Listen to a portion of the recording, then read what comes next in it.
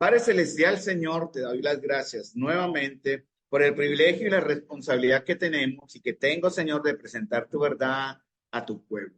Señor amado, yo te ruego que nos permitas, a través del estudio del Evangelio de Marcos, Señor, conocerte, Señor, un poco más como el siervo perfecto. Entendemos, Señor, los diferentes enfoques de tu palabra en los evangelios, como el rey de Mateo, como el Hijo de Dios en Juan, como el Hijo del Hombre en Lucas, pero estamos viendo ahora en Marcos como el siervo perfecto. Señor, te doy las gracias porque tú en verdad, Señor, viniste a buscar y a salvar lo que se había perdido. No viniste a servir, sino a ser servido, sino a servir, Señor, y dar tu vida en rescate por muchos.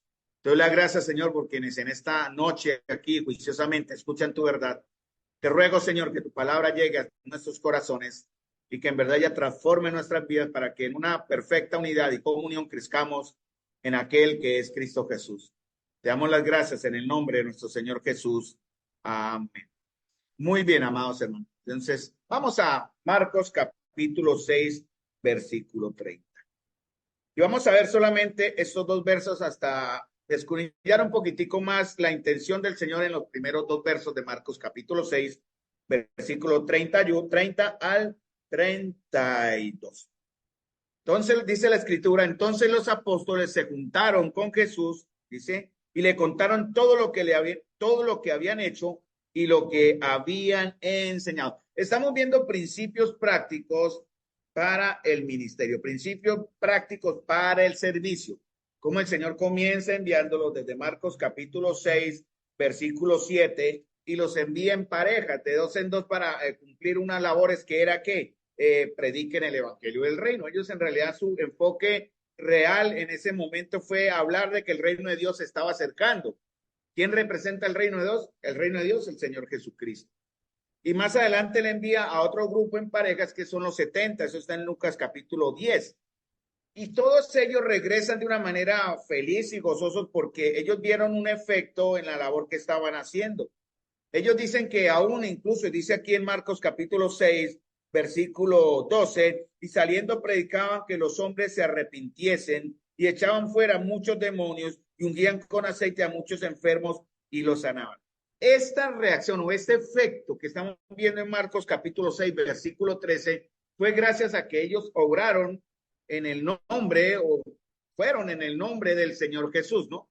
Es la autoridad que Él nos entrega, ¿no? Ellos no iban con un poder natural de por sí, como algunos quieren enseñar hoy día, sino sencillamente porque siguen siendo los cobardes discípulos que aún están en un proceso de crecimiento, madurez y dependencia.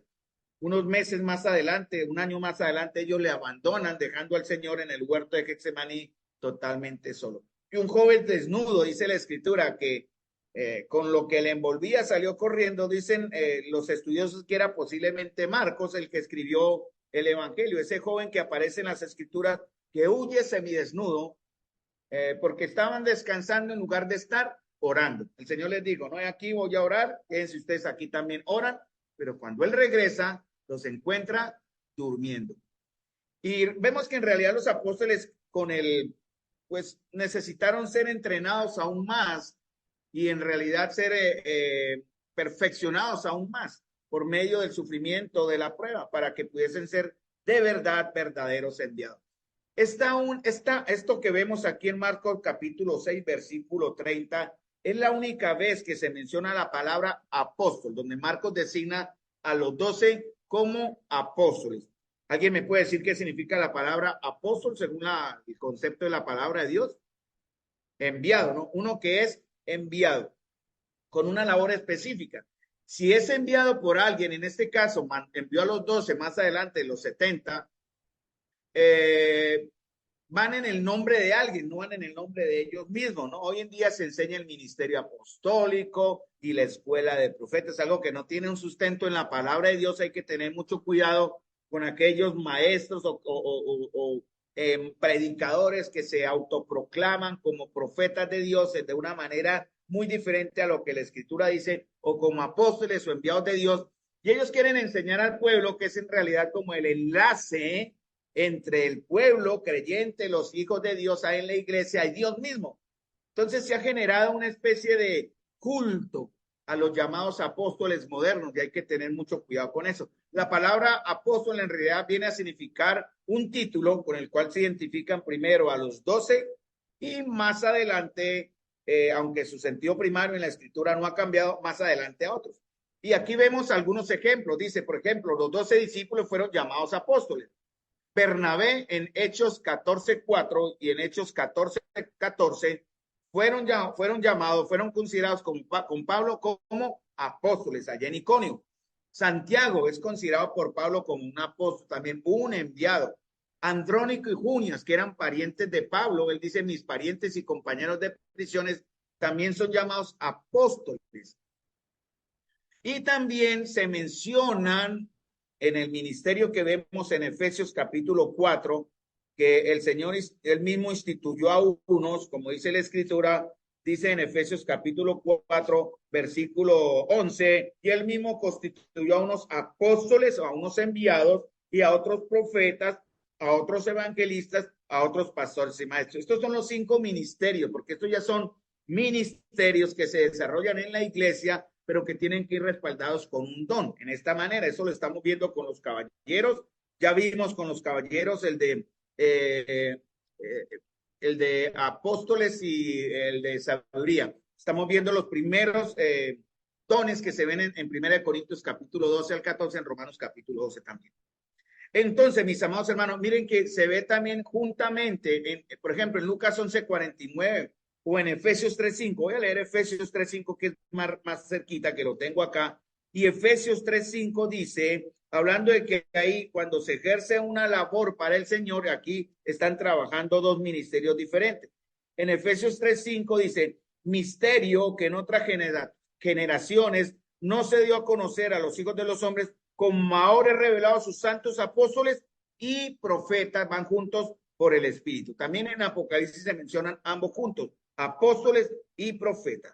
El apóstol es uno que es enviado. El profeta, ¿quién es? En el término bíblico, no el término moderno. ¿Quién es un profeta?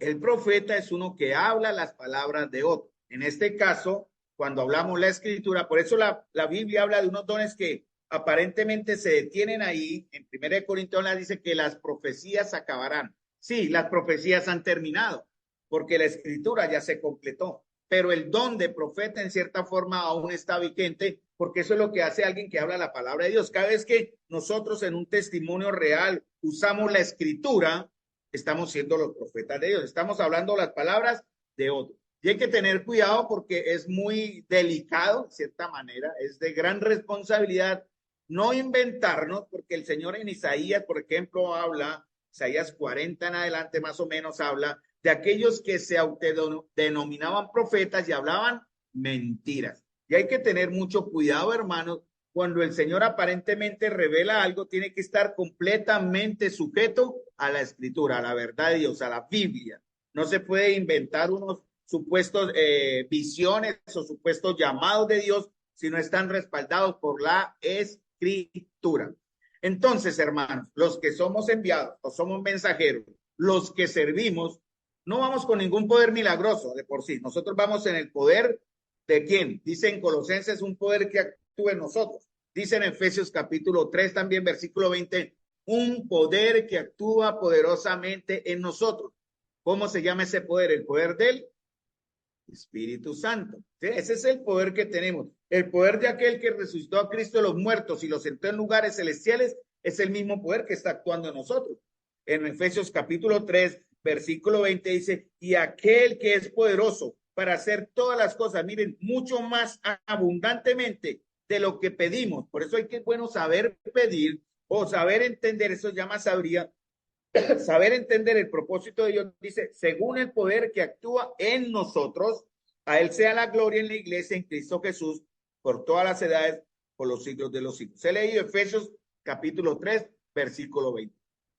Ahora, hermanos, los creyentes, cuando ejercemos o cuando desarrollamos una labor en el cuerpo local para que la iglesia crezca, lo hacemos o debemos hacerlo en la autoridad que da su nombre, pero también en la autoridad de las escrituras. Por eso es bueno entender la escritura y la verdad de Dios como algo que es inalterable, no se puede cambiar, hay que interpretarla de una manera correcta y completa para poder en base a eso obedecer.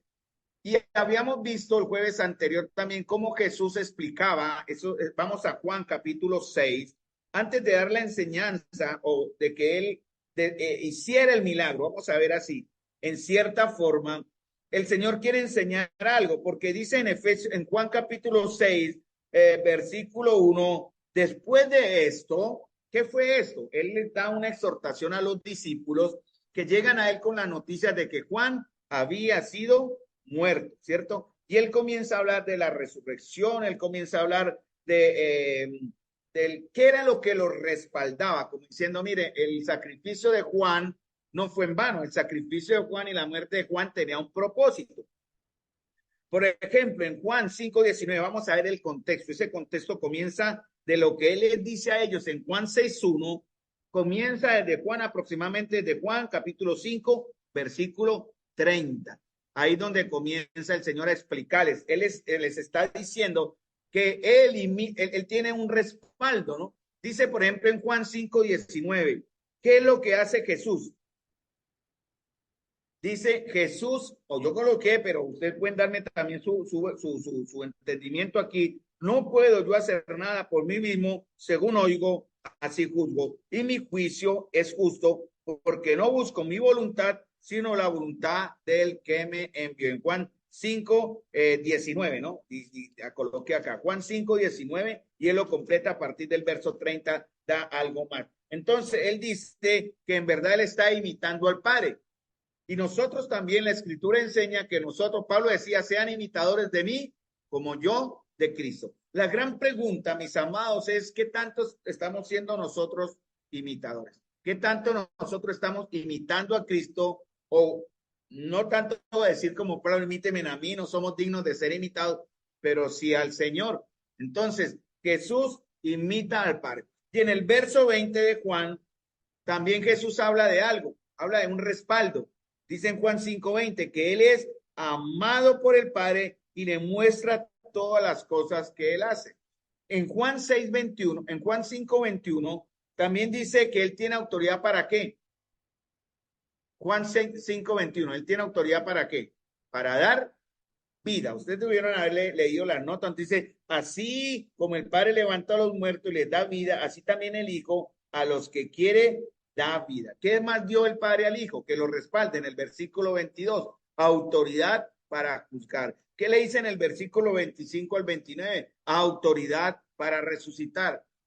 Y en verso 30 y 31 el Señor dice que Él se somete a la voluntad del Padre y no está separado. Bueno, hermanos, como nosotros estamos definitivamente ligados al Señor, ¿cuál fue la enseñanza en el mismo Juan que habla de qué tan ligados, qué tan unidos estamos nosotros con el Señor? ¿En qué porción de la Escritura se habla de esto? En Juan.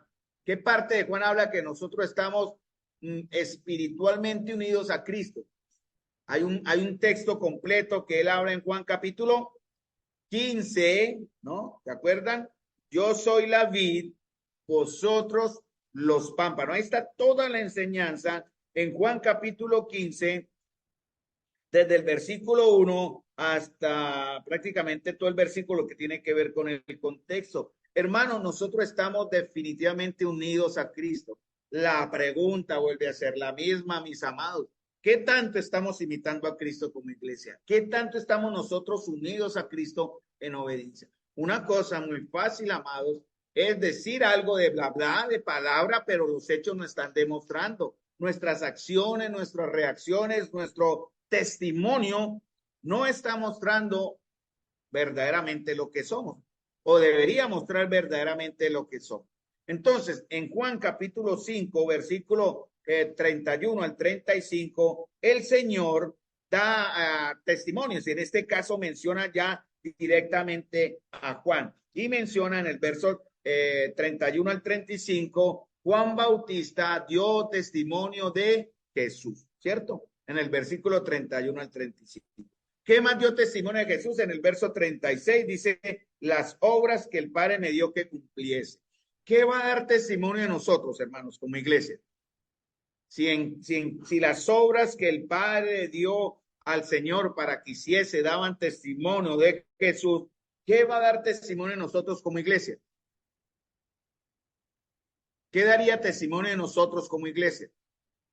También nuestras obras. Por eso Santiago habla, ¿no? El hermano del Señor, que lo conoció tan perfectamente, que lo vio crecer, digo, hijos o amados hermanos, sean que hacedores y no solamente oidores, porque nos hemos acostumbrado simplemente a oír y a no comprometernos a hacer. ¿Por qué? ¿Por qué no nos comprometemos a desarrollar o dar testimonio de lo que oímos? Porque ni siquiera lo estamos haciendo en nuestra propio corazón o madurez. No estamos siendo lo que nosotros decimos proclamar.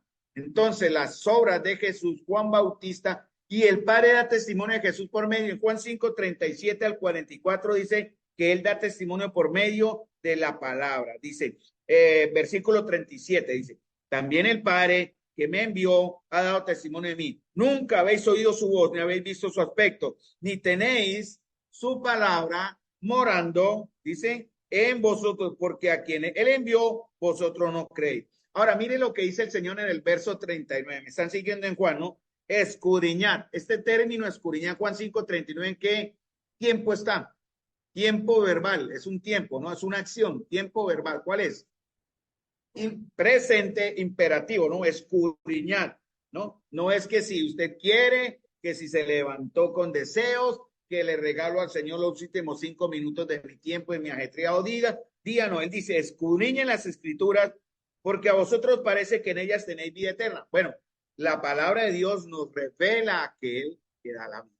La palabra de Dios nos muestra a aquel que tiene la vida eterna. Juan capítulo 5, versículo 24, en el mismo contexto dice, de cierto, cierto, os digo, el que oye mi palabra y cree en el que me envió, tiene vida eterna y no vendrá condenación, mas ha pasado de muerte a vida. Por eso les dice minuto más adelante, escudriñad las escrituras, porque a vosotros parece que en ellas tenéis vida eterna y ellas son las que han testimonio. Algo que he visto a través del estudio de Marcos y a través de toda la escritura es cómo aprendo poco a poco a conocer más y más del Señor. Ese es en realidad el enfoque real de la escritura. No crecer en conocimiento, hermanos, que eso en realidad pues es bastante, muy importante, pero no es todo. Debemos crecer en cuanto conocemos nosotros al Señor. Y en ese texto de de Marcos capítulo 6, versículo 30 en adelante, el Señor va a mostrar dos aspectos de lo que Él es. El cuidado y su compasión. Eso lo aprendí yo en estos, bueno, lo he reforzado a través del estudio que me corresponde hacer para presentarles a ustedes esta enseñanza, entender el cuidado del Señor, ¿verdad? Y la compasión del Señor.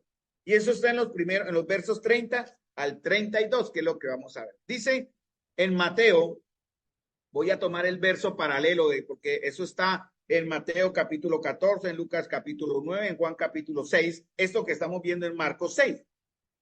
Y en Mateo dice, entonces llegaron sus discípulos y tomaron el cuerpo y lo enterraron y fueron y dieron las nuevas a Jesús. Eso fue lo que pasó en Juan, ¿no? Ellos les dan el aviso al Señor, Juan fue muerto. Y el Señor les da lo que acabamos de ver de Juan 5, 21 hasta al final del capítulo 5, versículo 44, 45. Y pasa algo, oyéndolo Jesús, mire lo que dice el Señor en Mateo capítulo 14, 12 y 13. Oyéndolo Jesús, se apartó de allí en una barca a un lugar desierto y apartado. Porque él cada vez, hermano, que encontramos en los evangelios, este concepto de que él se apartaba a algún lugar era para orar.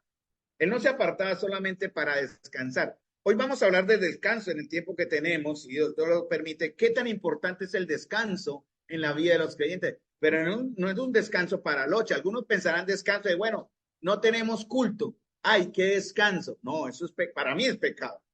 Para mí es pecado, ¿no? Aprovechando las vacaciones de iglesia, entonces no vamos al culto. No, hermanos, miren lo que dice en Marcos capítulo 6, versículo 45.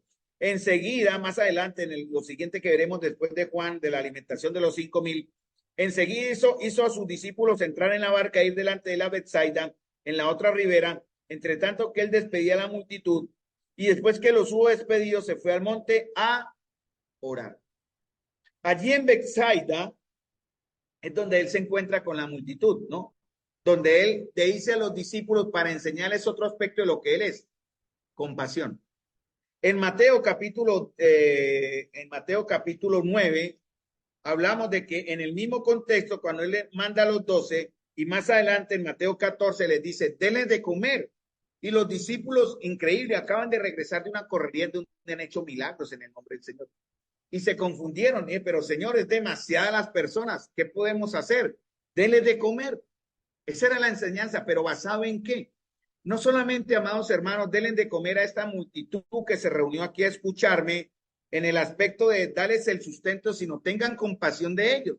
Porque en Mateo capítulo 9, versículo 35 al 38, habla de que él al ver las multitudes tuvo compasión de ellas porque estaban desamparadas y dispersas como ovejas que no tienen pastor. Eso fue lo que compartí con ustedes este domingo, lo que significa la palabra desamparada, ¿verdad? Sin guía, totalmente en confusión, y la palabra dispersa, que es como el desecho cuando una persona está en agonía, muerta y moribunda y nadie presta atención. Entonces el Señor quería guiar a que los discípulos tuviesen compasión.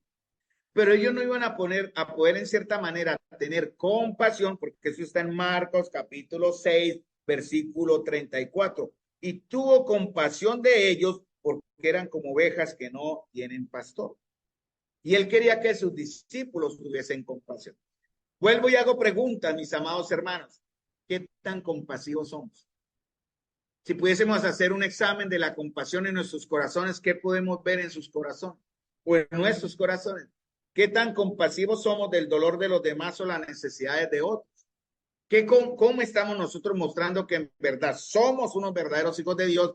Porque oímos que el Señor en su palabra dice, sean compasivos, pero no lo estamos mostrando. Aquí hay un cortocircuito grave y hay que tener cuidado porque los religiosos escuchan y hacen, pero sin vivir. Y eso es delicado. Eso es lo que hacen los hipócritas religiosos. Ellos escuchan, ellos ponen normas de santidad o de espiritualidad, pero ellos mismos no lo son. No son espirituales, no son misericordiosos, no son clementes, no son entregados ni dadivosos. Eso es lo que el Señor quiso enseñar. Pero antes que eso, el Señor los lleva a algo maravilloso, porque eso también tiene que ver con el cuidado del Señor. Fíjense que el Señor en las cosas más pequeñas, cómo está atento de nosotros, ¿no? Dice en Mateo lo menciona, Juan 6.1 también lo menciona, pero Marcos es específico, porque él está hablando del siervo de Dios, ¿no? Y en Mateo dice, oyéndolo Jesús, o sea, la noticia de la muerte de Juan, se apartó allí en una barca a un lugar desierto y apartado. Juan 6.1, después de eso, de que él escucha el informe de los discípulos, Jesús se fue al otro lado del mar de Galilea, a Tiberias. Bien, ¿dónde están sucediendo estas cosas? En Cafarnaúm, ¿no? Si ustedes conocen el mapa y vieron, se sintieron interesados por el estudio, ustedes van a un mapa del mar de Galilea.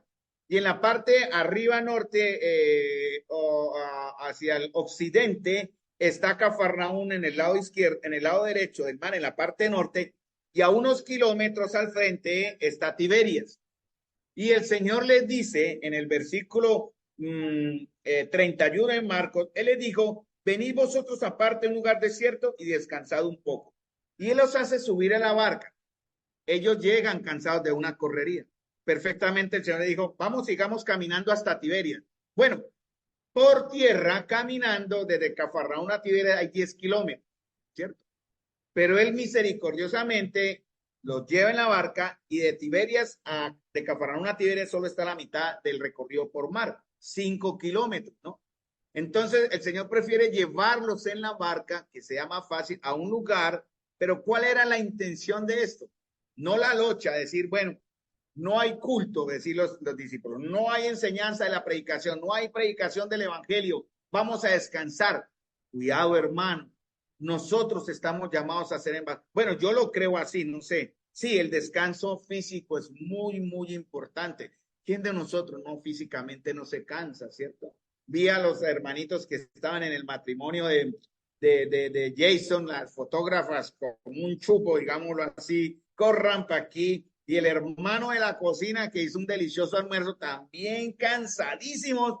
Ellos sí necesitaron un descanso físico, obviamente, eso es diferente.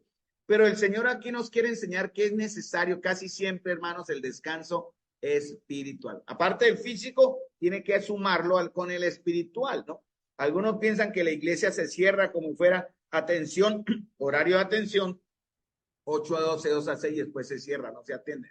Bueno, yo no lo creo así, ¿no? Entonces la iglesia del Señor siempre tiene que estar abierta para la necesidad. Y dice en Lucas 9:10, dice, porque estoy leyendo los contextos, Mateo 14, Juan 6, Marcos 6 y Lucas 9, dice, perdón, en Lucas 9:10 al 17, sí. Vueltos los apóstoles le contaron todo lo que habían hecho y tomándolo, fíjense, él los cogió, ¿a quiénes? Solo a los 12. Dice, se retiró aparte, solamente a ellos, no se llevó a los demás discípulos, sino solamente a los 12 y les dijo, vengan para acá. Se retiró aparte a un lugar desierto de la ciudad llamada Betsaida, o sea, al otro lado. Vamos allí a descansar, pero a descansar ¿de qué manera? A enfocarlos otra vez en la enseñanza espiritual y también en la oración. Eso es muy importante, hermano, no hay que restarle importancia al tema de la oración. Dice en Marcos 6:31, él les dijo, venid como vosotros, o sea, específicamente fue a ellos, aparte a un lugar desierto y descansado un poco, porque eran muchos los que iban y venían, de manera que ni aún tenían tiempo para comer. Y se fueron, ¿cómo? ¿Qué dice Marcos? Solos en una barca a un lugar. Esto nos enseña mucho. A veces, hermanos, hay que irnos solos en una barca a un lugar desierto, pero ¿para qué? Para recargar nuestras fuerzas espirituales. No, si fuera el descanso, no. Arme un plan de camellón y ya se para donde quiera, pero eso no le demerita la responsabilidad que tenemos, hermanos, de estar constantemente, sí, recargando las pilas, digamos así, espirituales para poder servir. ¿El descanso es un regalo de Dios, hermanos? ¿Ustedes qué piensan? ¿El descanso es un regalo divino? Sí, señores, claro, en Génesis capítulo 2, versículo, Dios descansó. Él fue necesario. En Génesis capítulo 2 dice que él descansó de todo lo que había hecho y instituyó un día en el cual sus hijos reposarían de toda hora, descansarían, no harían nada. ¿Para qué? Para echar, perdón, es el término incorrecto, para acostarse a dormir toda la noche, todo el día, ¿no? Bueno, a veces el cuerpo sí, sobre todo los más viejitos, el cuerpo se muele un poco, pero también, hermanos, para enfocarnos en cosas que nos edifiquen, que nos ayuden a crecer en una visitación, en un compartir, en un estudio bíblico, en hacer cosas que redunden y sumen al crecimiento de la iglesia. Porque el descanso es un regalo de Dios, hermanos. Muestra que gracia y muestra cuidado. Por eso el Señor dice, vengan vosotros aparte, solamente ustedes, vámonos allí a descansar. Génesis capítulo 2, versículo 2 y 3 habla del día de reposo. Ese día fue santificado. ¿Qué significa santificado? Apartado, ¿no? Algunos lo han malinterpretado y ya de una vez catalogan, y eso lo vemos ahorita con Colosenses, pero algunos enredaron la cosa dándole al sábado un lugar que en la doctrina cristiana no es su lugar ya. El sábado tiene dos propósitos, por decir así. El sábado fue dejado por el Señor para descanso. Para el pueblo de Israel, ¿qué es? ¿El sábado qué es? Una señal de su pacto también. No, una se para Israel, no para nosotros. Por eso Pablo más adelante habla en Colosenses, en Romanos, perdón, capítulo 5 y 6, de lo que debemos nosotros hacer con el nuevo día de descanso. ¿Cuál es nuestro nuevo día de descanso? Bueno, dice en Hebreos 4, 9 a 10, porque este día de descanso, después de un día de toda la semana laborando, trabajando fuertemente, es responsabilidad, hermano. No es que si usted quiere, que si usted puede, el Señor por eso lo apartó, santificó un día para descansar, no para trabajar, repose, que es en casa, comparta con su familia, con sus amigos, haga algo que espiritualmente también lo edifique, sirva al Señor.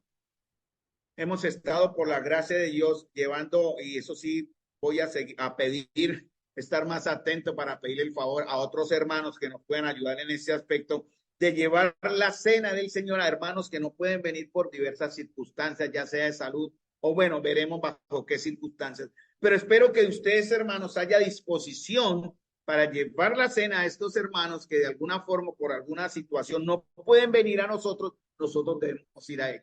Llevarles el pan y el vino y compartir con ellos un tiempo de oración y de charla edificante y compartir la cena del Señor. Porque, hermanos, debemos hacerlo para renovar, mantener una comunión fluida, fresca con el Señor. Entonces, ya dije, el día de reposo es un signo de pacto entre Dios y Israel. Eso está en Éxodo 20, 8 al 11 y en Deuteronomio 5.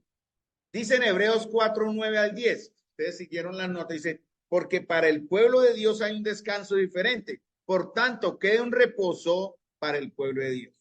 Porque el que entraba en su reposo también ha reposado en sus obras como Dios de las suyas. ¿Cuál es el reposo del Señor? En Hebreo lo enseña. Y en Hebreos capítulo 4 se va a hablar del gran sumo sacerdote. Los hermanos que van a ir a Málaga este fin de semana, vamos a orar por ellos. El hermano que lleva la palabra va a hablar de Hebreos 4, de 4 del 9, bueno, todo el contexto de Hebreos, porque en Hebreos 4 habla del gran sumo sacerdote. Estuvimos hablando con él esta mañana y él pidiéndome algunas indicaciones, él ya organizando el pensamiento de qué es lo que va a compartir, qué tan necesario, importante es nuestro gran sumo sacerdote. Entonces, el día de reposo para Israel es un mandamiento externo, pero también señala hacia un reposo más profundo y espiritual que se encuentra en el Señor para nosotros. Ahora, hay unas diferencias. ¿Cuál es el día de reposo, hermanos? ¿El sábado o el domingo? Ahora, ¿cuál es el nuevo día de descanso, día del Señor? ¿No? Porque algunos han querido volver a guardar un día. ¿Qué pasaría si decidiéramos guardar el sábado como día de descanso? ¿Sería malo? ¿Sería correcto? No tiene nada que ver, hermanos. Por eso Pablo decía en Romanos, uno hace diferencia entre día y día, otro juzga iguales todos los días. Cada uno esté plenamente convencido en su propia mente. El que hace caso del día lo hace para el Señor. El que no hace caso del día, para el Señor no lo hace. El que come, para el Señor come, porque da gracias a Dios. Y el que no come, para el Señor no come y da gracias a Dios. Está en Romanos capítulo 14, versículo 5 y versículo 6. No importa el día que guardemos, es para el Señor.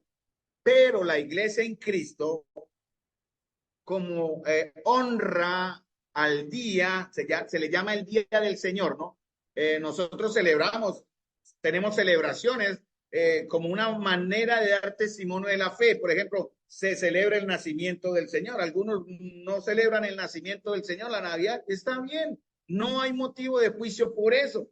Pero la iglesia cristiana por lo general toma esto como una excusa, llamémoslo así, o una razón para compartir comunión, fe y dar testimonio, aprovechando el día en la historia en la cual el Señor nació. No fue en diciembre, una vez para algunos que no saben, fue antecitos de octubre, noviembre, finales, en el tiempo del otoño, antes de comenzar el invierno, porque en diciembre en Israel es invierno, cae nieve, hay mucho frío. Por eso no es en diciembre el día en que el Señor nació, pero sí un día en que el Señor nació. También celebramos como anticipación de la cruz la cena del Señor. También celebramos el día del Señor. ¿Cuál es el día del Señor, hermano, según la Biblia? ¿Cuál es el día del Señor, según la Biblia? El día en que el Señor resucitó. Por eso se le llama el día del Señor y es el domingo. Y la iglesia comienza, nadie le dijo, ¿quién guió a la iglesia? El Espíritu Santo. Y la iglesia, los primeros creyentes y los apóstoles nunca dieron una enseñanza contra esto. Lo siguieron. Cada primer día de la semana la iglesia se reunía, ¿no? Entonces, hay una conexión entre el día de reposo y el domingo, pero todo radica, el primer día de la semana está enfocado en recordar o radica en la resurrección de Cristo, ¿no? Ocurrida un domingo. ¿En qué momento resucitó el Señor? Al finalizar el sábado. Es posible, no lo sabemos.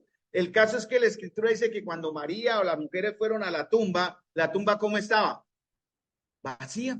Y ellas tienen una visión de un ángel y a que confunden al hortelano, que era ¿quién? Jesús. Y él ya había resucitado. ¿Y se acuerdan que María lo fue a abrazar y qué le hizo? ¿Qué le dijo Jesús? No me toques, ¿no? Porque aún no he subido al Padre, ¿cierto? Sí lo dijo, ¿se acuerdan? Está en los evangelios. No he subido a mi Padre, pero subiré y volveré. Oiga, ¿ya qué subió el Señor?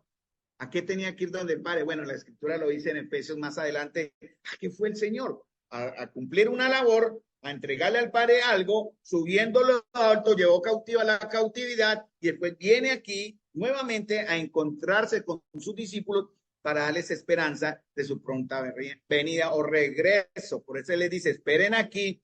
Cuando 49 días después de este día de la resurrección, los discípulos estaban ¿dónde? Descansando en locha, ¿no? Jugando fútbol, otras viendo partidos, otros haciendo actividades en paseos.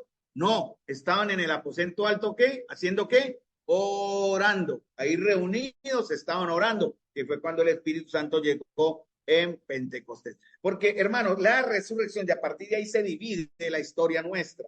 Es el evento más importante en la historia de la humanidad, ¿no? Demuestra que victoria sobre el pecado, también demuestra victoria sobre la muerte, también demuestra la satisfacción divina por el sacrificio de Jesús, ¿no? Como Pablo decía en 1 Corintios, si la resurrección no hubiese sido realizada o hecha, pobre de nosotros, estamos reuniéndonos en vano. Hermanos, celebramos un día en el que recordamos la resurrección del Señor. Y así se vuelve este día, primer día de la semana, para no confundir con aquellos que quieren decir que es el sábado, no importa, si lo quieren hacer, háganlo. Nosotros no lo hacemos porque seguimos lo que la Escritura dice y no por eso vemos mal a los que quieren guardar el sábado y compartir la cena el sábado. Eso no tiene nada que ver. El calendario juliano, porque por muchos años se siguió un calendario lunar, en tiempo años 350 más o menos después de Cristo, un emperador cambió el calendario y lo volvió, o sea, empezaron a contar los días a partir de los ciclos solares, antes eran los ciclos lunares, y a partir de los ciclos solares organizó un día de semana. Los romanos, buenos paganos, organizaron el lunes para honrar ¿a quién? A la luna, el martes para honrar al rey de la guerra, al dios de la guerra, que era Martes, Martes, el miércoles para honrar a Mercurio, al dios mensajero, el jueves para honrar a Júpiter, el viernes para honrar a Venus, el sábado era una fiesta, era un lugar para honrar a Saturno, donde se hacían bacanas fiestas y orgías, y el domingo, ellos lo llamaban el día del sol domingo, o domingo, el día del sol, por eso se organizaron semanas. En realidad en el calendario de los cristianos no debe haber ni lunes, ni martes, ni miércoles, ni jueves, ni viernes, ni sábado, porque no sabemos, eso fue algo que se organizó después para darle un sentido a, como decir, a las fechas.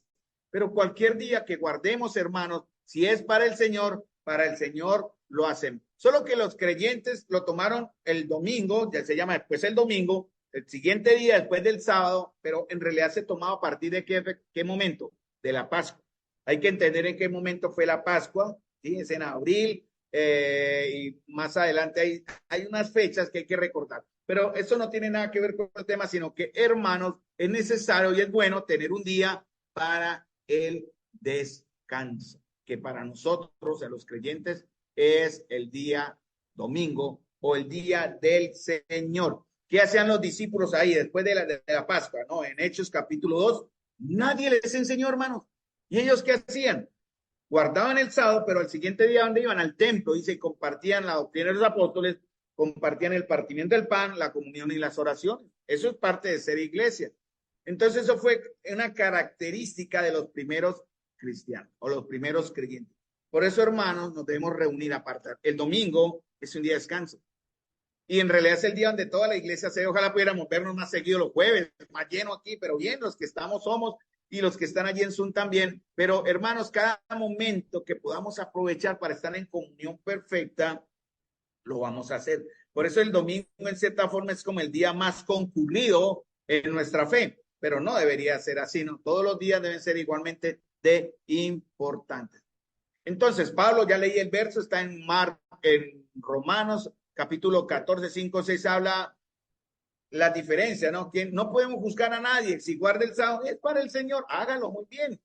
Lo importante, hermanos, es que honremos al Señor y recordemos de él. En Mateo capítulo 15, el Señor habla y hace una advertencia contra el legalismo, ¿no? Él cita a Isaías, este pueblo de labios me honra, pero su corazón, lo voy a leer realmente, lo dije en memoria, pero dice, este pueblo se acerca a mí con su boca, me honra con sus labios, pero su corazón está lejos de mí, su temor es solo un mandamiento de hombre. Hermanos, no debemos reunirnos en el primer día o en el día anterior, en cualquier día como iglesia para recordar al Señor, para honrarle como una manera religiosa, como una forma de cumplir un mandamiento religioso que me obliga, ¿no? Hoy es domingo, hay que ir al culto. como mi papá hacía. Hoy es domingo, hay que ir a misa y nos llevaba a la misa de 6, era la que le gustaba él ir cuando era antes católico, apostólico y romano. Entonces, hermanos, nosotros no debemos ir como incluso al culto evangélico, a veces venimos como un ritual. Debemos ir, hermanos, con un corazón. Dice el Señor que Él busca verdaderos adoradores. Por eso Él quiso llevar a sus discípulos al otro lado para que descansaran y en realidad pudiesen sensibilizar su corazón para ser verdaderos adoradores. Por eso cuando regresan, la multitud ya estaba esperando, de ellos ya los reconocieron, ahí están los discípulos de Jesús. Si están los discípulos de Jesús, está Jesús. Y la multitud era tan grande, es cuando el Señor dice que tiene compasión de ellos. Dos características de Cristo que debemos mostrar, el descanso espiritual y la compasión, ¿no? Qué necesario es el descanso espiritual, amados hermanos. Recuerden, los discípulos volvieron de una correría larga, muy extensa, varios días. Era necesario un descanso, sí o sí. Entonces, nuestra vida como creyentes en estos últimos minuticos es una constante de entrar en la presencia de Dios, ¿no? Desde la presencia de la vida cotidiana, ¿no? O el ministerio, o salir de la presencia de Dios a la presencia de quienes servimos. ¿Sí entienden el orden? Salir de nuestra rutina del día, ¿verdad? Ir al Señor y después regresar a nuestro servicio local o a nuestro servicio en nuestro ministerio, ¿no? Es bíblico y está en la palabra este ritmo de descanso, trabajo, descanso, trabajo. Y no podemos trabajar bien a menos que tengamos tiempo de descanso, como aquel que no duerme en sus tiempos correctos, ¿no? Tarde que temprano se quema, o tarde que temprano usted viene a dormir a la iglesia. Yo era uno, yo me acuerdo, yo trabajaba días de los sábados, cuando tenía el taxi recién comprado, eran 24 horas, me arrancaba el sábado a las 6 de la mañana, 5 de la mañana y paraba el domingo a las 5 de la mañana sin descansar. ¿Y qué llegaba yo a hacer a la iglesia? Habíamos ahí a media cuadra de la iglesia, yo llegaba a la última banca, y ¿qué hace el hermano? Era un hermano de oración, el hermano Carlos, solo llegaba a dormir. Claro, toda la noche trabajaba. Mi esposa, la que a punta de codazos y pellizcos, me mantenía más o menos así con los ojitos, así como veo algunos hoy, así como apañados. Y yo dije, bueno, es parte del cansancio, esa sería la excusa, ¿no? Pero no, hermano, tenemos que ser muy temerosos en ese aspecto y en ese entonces, pues yo no era gran mucha cosa y tampoco lo soy ahora, hermano, con todo respeto. Pero con el tiempo el Señor me fue trayendo más conciencia de mi responsabilidad y temor al Señor cuando estoy delante de Él. ¿Qué pasa? ¿Cuáles son las consecuencias de la falta del descanso? Puede haber fatiga física y la fatiga espiritual. Tengo un verso en Mateo capítulo 26, vamos a ver, Mateo 26, 41, vamos a ver por qué lo tengo acá, pero no lo anoté, se me olvidó. Mateo 26, 41, dice el Señor, ok, Mateo 26, 41. Sí, cuando él estuvo en Getsemaní, no lo he anotado y me corre. Dice, velad y orad para que no entréis en tentación. El espíritu de la verdad está dispuesto, pues la carne es débil. Entonces nuestra carne es débil, necesita también descanso. Debemos buscar el enfoque del Señor. Debemos enfocarnos en el Señor, hermanos. En Lucas capítulo 10, versículo 38 al 42, el Señor menciona lo mismo. Quiere decir, Lucas 10, versículo 38 al 42. En la visita a Marta y María, ¿se acuerdan la historia, no? Una afanada como hormiguita y la otra atenta a las palabras del Señor. ¿Cuál de las dos era mejor? ¿La afanada o la que estaba atenta al Señor? Yo creo que ambas eran iguales, solo que la una tuvo que aprender, ¿no? Había una que ya había aprendido y hermanos, a nosotros nos toca aprender eso, estar a los pies del Señor y dejar nuestros afanes, descansar en el Señor. Yo sé que para algunos no es fácil descansar en yo soy un hombre que trabaja el día, yo debo sí o sí aprender a descansar en el Señor en fe, porque Él es el que provee. Yo ya no peleo con Dios. La palabra de Dios me dice que Él ya conoce mi necesidad. Señor, tengo que hacer esto, tengo que pagar esto. Usted verá. Sí, palabras con todo respeto, Señor, usted verá. Desde que yo ande correctamente, el Señor me respalda. Yo lo he visto. Cuando no ando correctamente, el Señor no va a respaldar en cierta forma. Pero el Señor sí nos llama a que confiemos en Él, ¿no? El llamado al descanso. Por eso el Señor dice, venid vosotros. Hay disposición de parte del Señor, hermano, porque Él tiene cuidado y comprensión de nosotros. Él rompe la rutina. Vengan a un lugar desierto. Vamos a un lugar donde nadie nos estorbe, nadie nos distraiga. Vamos aparte, quiere decir separadamente, ese era el término, ¿no? Hermanos, a veces hay que cortar la rutina, ¿no? Tenemos rutinas ya preestablecidas, hay que cortarlas para poder dar un descanso en lo físico, pero también hay un descanso espiritual. ¿Por qué? Porque se recargan energías, también porque hay una conexión sana con el Señor y también porque evita el desgaste y el agotamiento emocional. ¿Qué dice el Señor? Miren, en Marcos, dice, venid descansad, ¿cómo? ¿Qué dice en Marcos? Descansad un poco. Hermanos, en el ministerio no hay un descanso al todo. El Señor dice, descansen un poco, pero el trabajo sigue. No podemos relajarnos, hermanos, porque el trabajo de la iglesia y de cada de nosotros en la iglesia es constante. Descanso físico, descanso espiritual. Y acompañado siempre del Señor, vamos a ir al descanso en donde dice, a un lugar desierto. En el lugar desierto donde encontramos nosotros más nuestros oídos atentos para alejarnos de las distracciones. ¿Desierto qué quiere decir? Donde estemos solos en cierta manera, donde tengamos oportunidad de no ser interrumpidos, de reconectarnos con el Señor de una manera espiritual, renovar nuestras fuerzas y orar. La oración es importantísima. Vamos a terminar acá, mis amados hermanos, pero les quiero animar, o nos animemos, yo también me incluyo ahí, a la obediencia del Señor. El Señor dice, paren.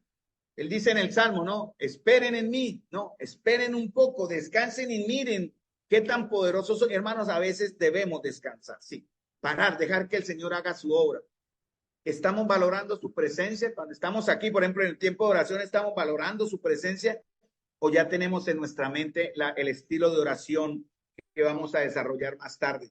Porque muchas veces nosotros oramos de una manera mecánica, ¿no? Ya ritual, ¿no? Tenemos ya, bueno, hay un modelo de oración, Mateo habla, ¿no? El Señor, enséñanos a orar.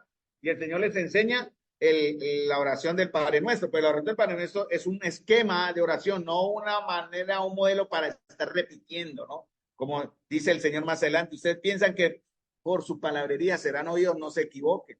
Entonces, hermanos, tenemos que aprender a tener un corazón, permitir que nuestro corazón sea tan sensible que podamos hablar al Señor de una manera tan personal, hermanos, dejando en nuestra mente convencionalismos o esquemas de oración previamente determinados, ¿no? Seguimos el modelo del sermón de la oración del Padre Nuestro, pero no reemplaza una oración sincera, personal, profunda con el Señor.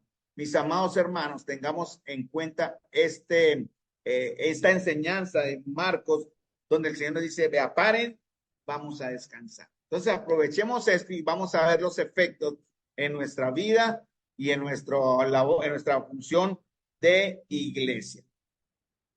Vamos a terminar con una palabra de oración, mis amados hermanos, para que podamos entonces terminar ahora el estudio y pasar a la oración.